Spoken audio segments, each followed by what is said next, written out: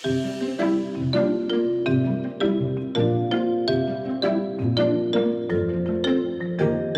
welcome to Transform Gov, where we share real-life stories on how technology and data are changing the way public services are designed, delivered and experienced. In every episode, we speak to the people who are driving that change, the leaders setting the direction, and the teams turning transformation into reality. Transform Gov, as you know, is part of the Ireland e-Government Awards, and it's brought to you in partnership with Accenture. And I'm Maeve Kneafsey. Today, we're looking at a project that demonstrates what effective collaboration across government really can achieve in practice. The National Childcare Scheme Sponsor Portal was the winner of the 2025 Ireland e-Government Award for cross-agency collaboration, and it recognises the work done by POBAL and the Department of Children, Disability, Equality to transform how vulnerable children are referred for childcare support. So my guests today are Ruth Shortall, and she's from POBAL, and I've also got Ciarán Madden from the Department of Children, Disability and Equality. Ruth and Ciarán, you're very welcome to Transform Gov. Thank you very much. So before the portal ever existed, it's always good to start there, isn't it? What were the problems you were trying to solve? What was the experience like? Okay, so when the National Childcare Scheme was launched, it was 2019, pre-COVID just about, and the online application process for the scheme went live without sponsors on the digital platform. You might just explain what sponsors are, just so... Of course. Yeah. So sponsors is a very small part of the National Childcare Scheme. And basically there are a number of designated bodies across the country. For example, TUSLA or the HSE or local authorities can refer a child for a sponsored place. So it's really to allow them to access free childcare, a free childcare place in an early years service or a school age service. So we have over 4,000, I think it's almost 4,500 services that are signed up now for the National Childcare Scheme. So any one of those services can offer a place to a child, and this is the route they have to go through. So it's the free places for children who are vulnerable, who may be working already with an agency for various reasons, child welfare, protection or family support reasons, they may be in need of a service. And they weren't included in the original online... No. Okay, that was built around the NCS, right? Exactly. Childcare Scheme. So there was a universal support or an income assessed support that they could have applied for, but oftentimes the parents maybe don't have a whole lot of support, and trying to make that application in the first instance is maybe a step too far for them. And that's where the sponsor agencies come in. So for example, if a TUSLA child and family support worker is working with the family and is sitting trying to work out what their needs might be, they have a mechanism where they can get in touch and get a place for a child through a service.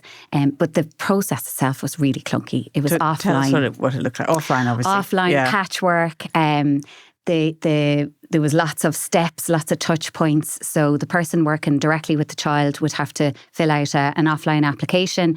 That would go to a designated contact in their organisation. So in TUSLA, for example, that would then come in to us. So there could be weeks in between all of that paper moving across, the different bodies. And then it would come in to us. We might see, they got the PPS number wrong. It's not registered on our system. We have to go back. It was all phone, all email, all offline. So awful. And obviously there were delays and blocks. And then at the end of it, you have a child and a family who are trying to get the child into the service, and a service maybe who's trying to accommodate the child for, these weeks while this is happening. So it just wasn't fluid, wasn't easy, and the numbers were very small at the start. We have now about 190,000 applicants to the National Childcare Scheme every year, but the numbers at the very start of the process, and particularly in 2019, and then coming into the COVID years, the numbers were very small, trickling through, because obviously a lot of services were closed or only partially opening. So really, once that all passed, the numbers started to increase, and then the delays really started to happen. So we had to do something about it. So working with the Department of Children then. I think in terms of the policy for the NCS, it's a really key aspect of the NCS is that it's progressive. So you have the universal aspect for all children. Then you have the income assessed piece for those who need that sort of support. But the sponsor referral is really for those most vulnerable families. who are, as Ruth mentioned there, are engaging with the kind of the sponsor bodies like TUSLA or the HSE or the local authorities. And I suppose the identified need there is for full-time kind of childcare, which is free of charge to the parent. So that's supporting the family in a time of, a critical time for them. And it enables the child to participate in childcare, which I suppose is developmentally of benefit to them at the time. And it eases the kind of the burden for the family as well. I think it's probably worth reflecting on the development of the NCS, and at the time, like, to actually develop an IT system or a kind of a digital system for a national scheme was very challenging. And because it was such a small proportion at the time, while it was a reflection of the policy, I suppose the priority was really around sort of the universal and the income assessed, getting that up and running.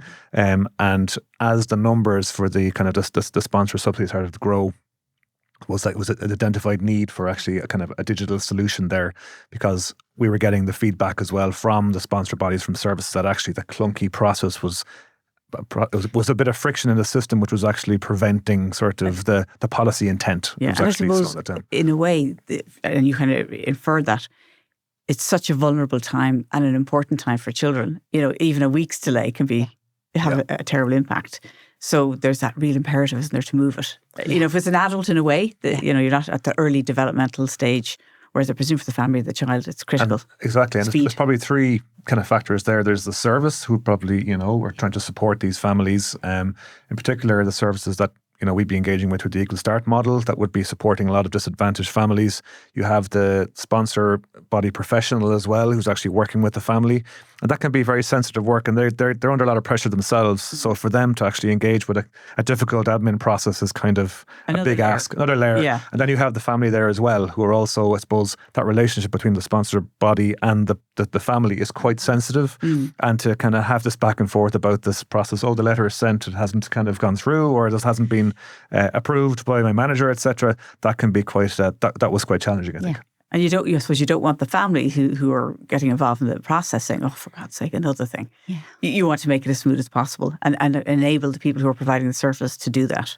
Exactly. Yeah. You want that trust to be there, and you want them to be able to commit to a place and then be able to deliver on that promise, Mm-hmm. And in terms of, just to give a sense of how many agencies are involved, I mean, you mentioned TUSLA, the HSE, housing authorities as the sponsors, Department of Education. Is there something to do with the immigration? International protection. So you've got lots and lots of different people involved. So that can always be a good thing, but that can be a really hard thing, which is why you won the award for cross-agency collaboration. But in terms of just those organisations, I'm guessing they had different forms that they normally worked with when they had the paper version. I mean, how did you just deal with that? Exactly. So it was really messy, to be honest. But one of the things is that each organisation has its own form, but the flow has to result in what we call a CHIC. So the CHIC is like an identifier code. It's like it unlocks the subsidy for the family. So everything had to eventually come in through that workflow. But when you're trying to figure out everyone's individual application forms and try and create a portal that allows the different nuances to come through from those forms. And, just to say as well, NCS is legislative based. So that, brings its own complexity. We have to stick within all of the rules, the guidelines. Everything has to be absolutely meet the legislative requirement. So we had to really think about how we would do that. And we started on day one knowing we would have to do this with the services, with the sponsor agencies directly, because we had to make it work for them. They're ringing us daily and weekly, trying to chase applications through the system, chase the paper through the system. And we had to try and make sure that whatever we designed would be as fluid as possible. But we also recognise these are big organisations, and we're probably quite down their pecking order in terms of engagement. So any engagement that we wanted to do with them, whether it was a workshop to get the specifications or a consultation during the pilot, we had to make sure it was worthwhile. We had to make sure it was very structured and we got the best use out of their time. And I think we did that quite well because we had really good relationships. But because they're ringing us daily and weekly, they wanted the change as much as we did. And I think we were able to lean into those relationships and work really well. But we also recognised that it couldn't be a big bang. that we had to do this in a very phased way. Okay. Well, look, I think it might be useful for our listeners to understand how you engage with them, just in terms of that workflow you mentioned as being kind of the backbone that ties everything together. But first, we have to take a very quick break. We're just going to pause for a word from our sponsor, and we'll be back to you in 2 minutes. Through the power of cloud, data and AI, Accenture is helping the public sector by blending human ingenuity, technology and a delivery-focused culture to turn their ambitions into action. Be ready for any challenge by adopting a continuous reinvention mindset to deliver human-centric services that adapt and grow with your needs. Contact the team at Accenture to find out more. Okay, we're back after a short break. We're here with Ruth Shortall and Ciarán Madden, who are talking about the National Childcare Scheme portal, which is being used for sponsors from different agencies to put children forward for supports. So we were just beginning to talk about how difficult it must have been to have so many organisations involved in one collaborative portal.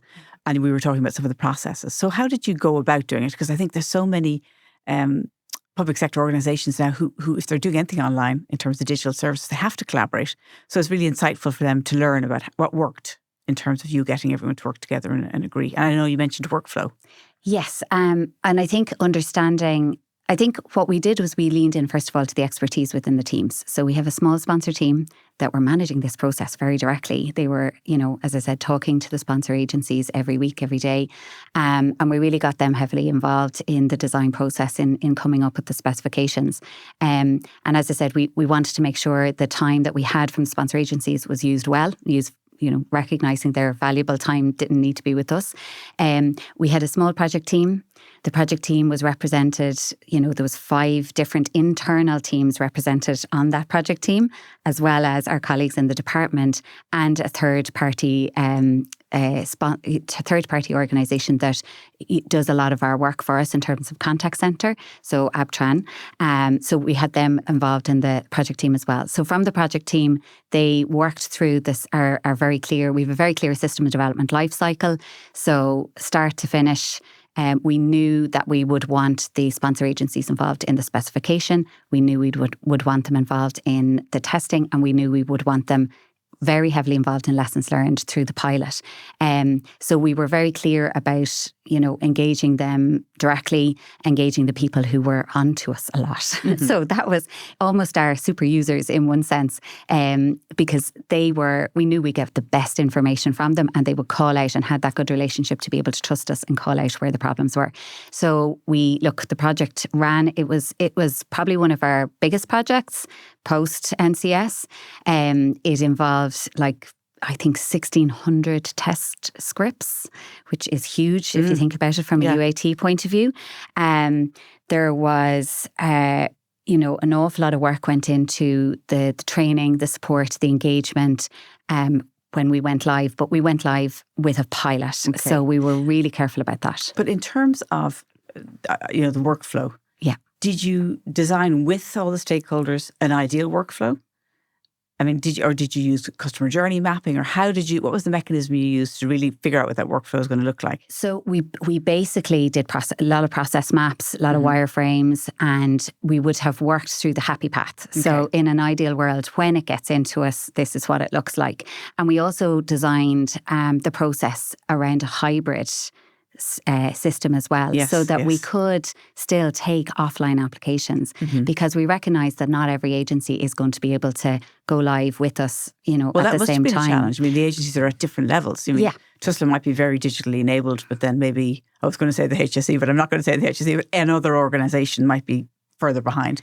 So was that a kind of, did you have to grapple with that? How did you grapple with that? We had to grapple with that, but also even within organisations, you can have people who are very digitally literate and well able to use the portal and will get it immediately.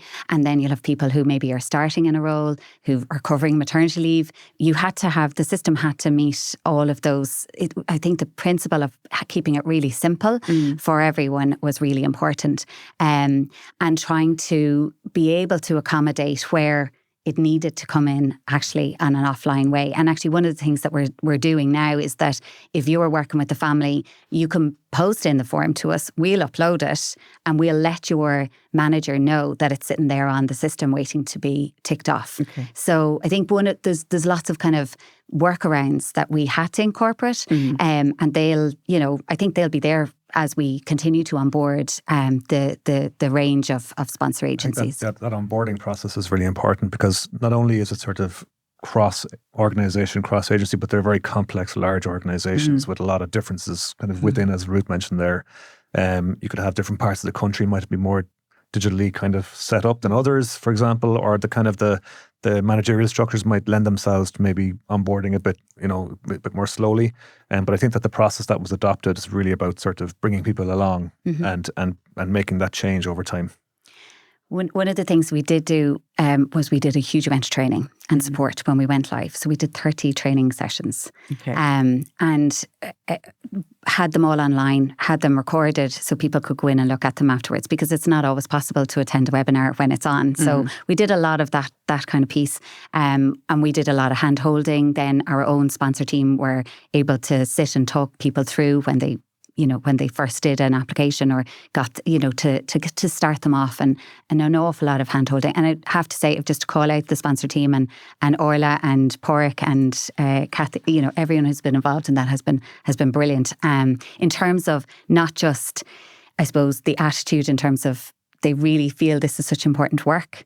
And that really shows in terms of the care and attention they bring and the relationship with the sponsor agency, but they're continuously improving, and that is embedded in all of their work. So they're still seeing things they want to change and fix and tidy up, and, this might work a bit better. And that is brilliant. That's what we want to see. And in terms of, let's just talk about now. I know when we were preparing for this interview, we were saying that the old system could take up to 3 weeks. So tell me now, what's the experience like for the sponsors or the organisations who are trying to refer a child? So it's minutes. Now, look, there's always... I mean, everyone who goes, yay, yeah, minutes. Minutes, yeah. And that's exactly, the feedback we've had is that it's been transformational. I mean, people don't have to spend the time doing all of the admin. Look, there's still... things get a bit stuck sometimes, and you still have to fix things. We still have to, there's a lot of system validations that we've now put in place to stop the problems that we would have had before, like PPSN validation. So that's a really simple one, but it would take... If it gets wrong, everything stops. If it gets wrong, it's 3 weeks before we know it's wrong, whereas now it's instant. And, as I said, the child and family worker who might be sitting in a meeting, they can leave that meeting, get the application in, and it could be approved within the next few minutes, and they can go back in and say, here's your chick, go to your service. This is where the place might be, And then to Ciarán's point, that gives them great confidence. Absolutely. Not just the person working with the family, but the family have great confidence. Yep. Imagine I've got this, I can get out of here and do something immediately. Yeah. And there's an immediate action, which gives great momentum to the work and the trust between, the child and family. Yeah. And, what kind of feedback are you getting from your users? Good. Now, we're always getting it, and we always look for it. And I think I'm sure you've learned things that we'd be interested. What did you learn? I should go back a step. You went on a pilot. We did the pilot. And I know you felt that was a very important step. It was. And it was for the team as well, because there was a sense of nervousness around, have we done this well? Have we got it all right? And actually, I was looking through, just to prepare, I was looking through the lessons learned that we, took from the pilot. And they're the same things that you would, when you're doing big projects and systems. So if we'd known it was going to take this much time, if we'd known it was going to be this complex, if we'd known, I suppose the user testing was really important for us, but it was huge. It was a huge process. And I think when you're at the outset and you're planning some of these big projects, you don't always recognise, or you don't always have the luxury of knowing and being able to, first of all, to our estimation processes, and just thinking about that. I think some of the lessons have fed into how we estimate projects now, but also knowing the complexity and engaging with the users who are testing it much more carefully to prepare them and have them ready and have the test scripts ready. There was a lot of learning around UAT on this particular one. But look, at the end of the day, I think we are up and running. We did 30 enhancements as a result of the pilot, which was... Please tell us, some of the enhancements are fabulous. Really interesting. Well, some of them were just about basic clunkiness still in the portal. Validating and the PPS number. Validating the information. Additional validations were put in. There was also flow, like even simple things like where the text was on forms or where the text was on the portal, just to show that up. It really influenced the I suppose specifics we got into when we were doing training and support. I think that was one of the biggest helps, because we asked very specific questions around what would have gotten you over that little hump. Is it something that we could have showed you better? And being able to, one of the things as well we've learned is that, we can get in our own way in terms of some of the security protocols like screen sharing, things like that. That's all difficult. So we had to find ways around that when you're working with external agencies. It's not always easy to give support when you can't see exactly what they're looking at on their PC and we can't see exactly what they're looking at on their, It's the top left-hand corner. Which top left-hand corner? Which top, on which screen? I mean, it reminds me of, a service, and I worked closely with this service for quite a number of years, but when I went out to help her with her accounts at one point and getting financial returns, it was kind of on the other side and into POBAL, she was like, well, you'll have to wait till my son arrives because I don't know how to turn back on the computer. So it was like, you have to be ready to kind of deal with and support every organisation and everyone where they're at. So, and I think that's what we've certainly learned in terms of the training and support. Assumptions. I know not making assumptions about what people can and can't do. I was talking to Paul Lyons from the Department of Social Protection, and their big thing is they sit with the users, really closely, which is exactly what you're doing. Because otherwise you make assumptions about what somebody you think is easy, or that'll be fine, and it's not fine. And sometimes that's a really frustrating part of the process, but it's actually hugely beneficial. And Ciarán, from what the success of this programme, did it kind of spur you on to do more, to look at other ways in which you can, provide similar services? Well, I suppose when you're finding digital solutions like this, I suppose the transferable kind of nature of that is always very is always key.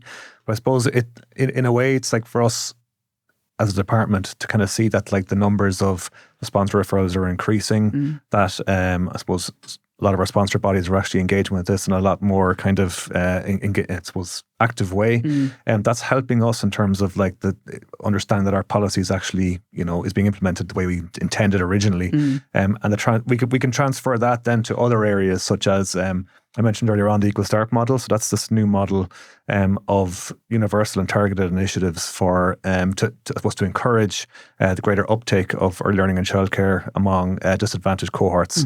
So that would include, I suppose, travel and enrollment children, international protection children, children in homelessness, and children who are, I suppose, in receipt of the NCS sponsor subsidy.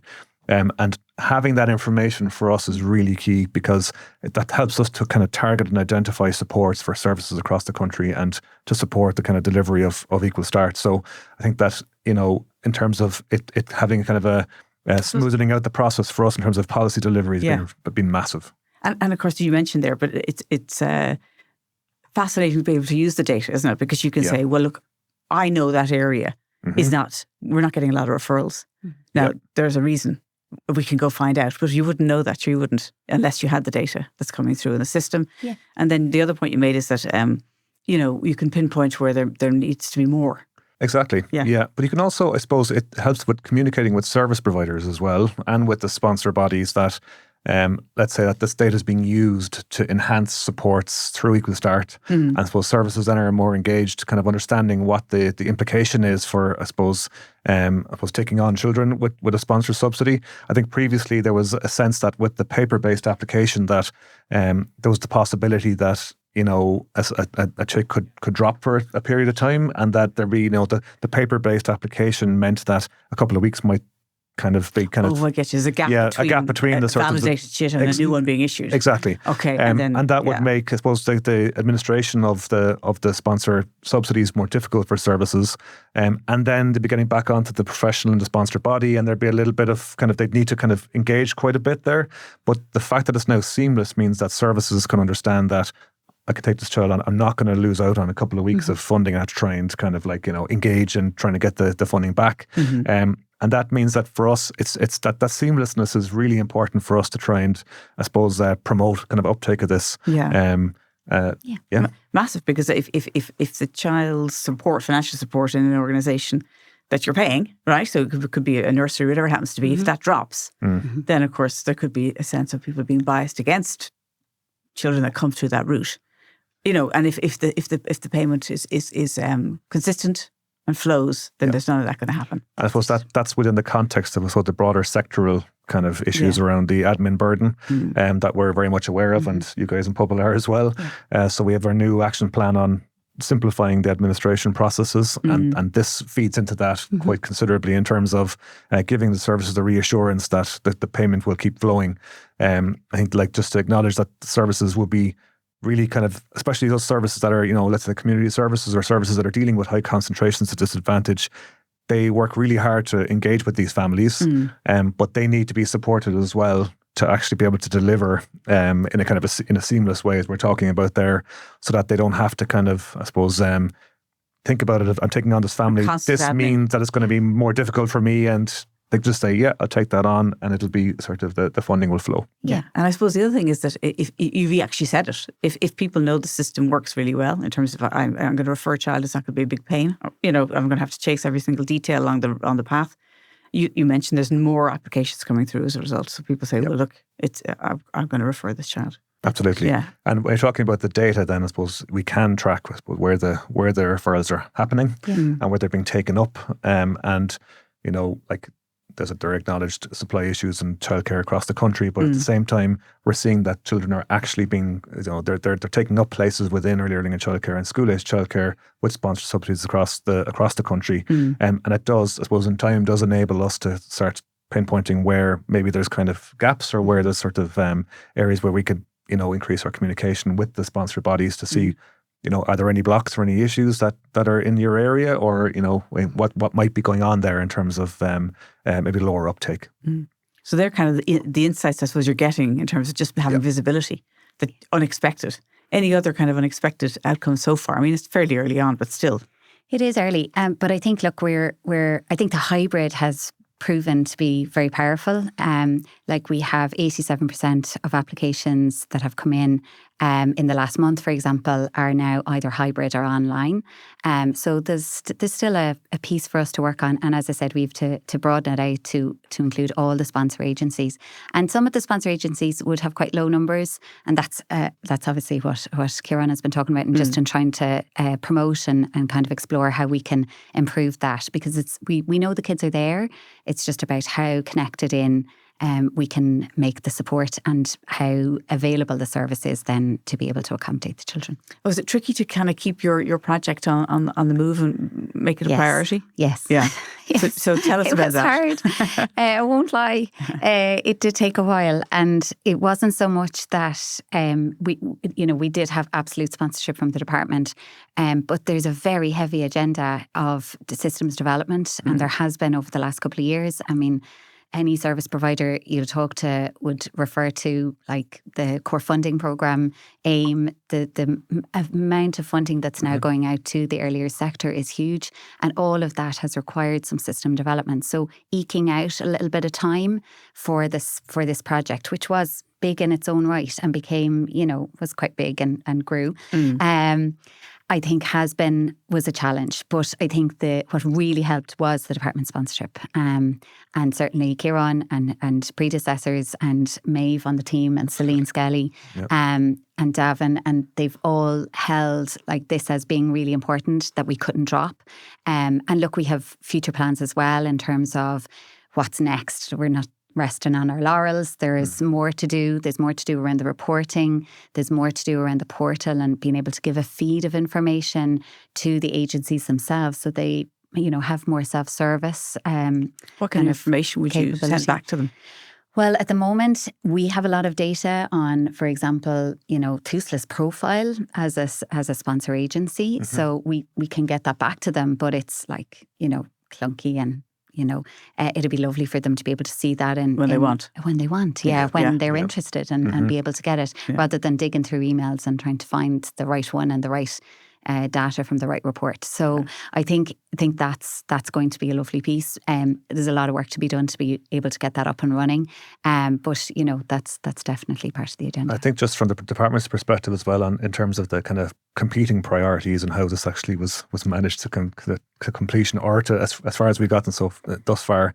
It really speaks to sort of the policy objectives that are kind of underpinning all of this. I mentioned earlier on about the progressive nature of the childcare funding, but also the introduction of the Equal Start model. And there's a shared sense of, I suppose, across the department and POBAL that they were champions of this. And so when there were competing priorities, and there's only a certain amount of ICT development you can do in a given year. There's a queue. Yeah, there's quite a lot, because it's quite a dynamic sort of a system, and by system I mean the earliest platform, but also the childcare funding system. There's been a lot of change in the last couple of years, that added on. That it was about making sure that there was a thread through to actually kind of deliver on this, and that as mentioned there were the champions on kind of the department side and on the POBAL side, which I think for these kind of projects are needed. I think people who really believe in it and that kind of backing in terms of on both ends. And in terms of if you think of our audience, there's possibly somebody about to carry through an integrated collaboration project like yours, a portal between lots of different agencies. What kind of insights would you share with them? Do's and don'ts.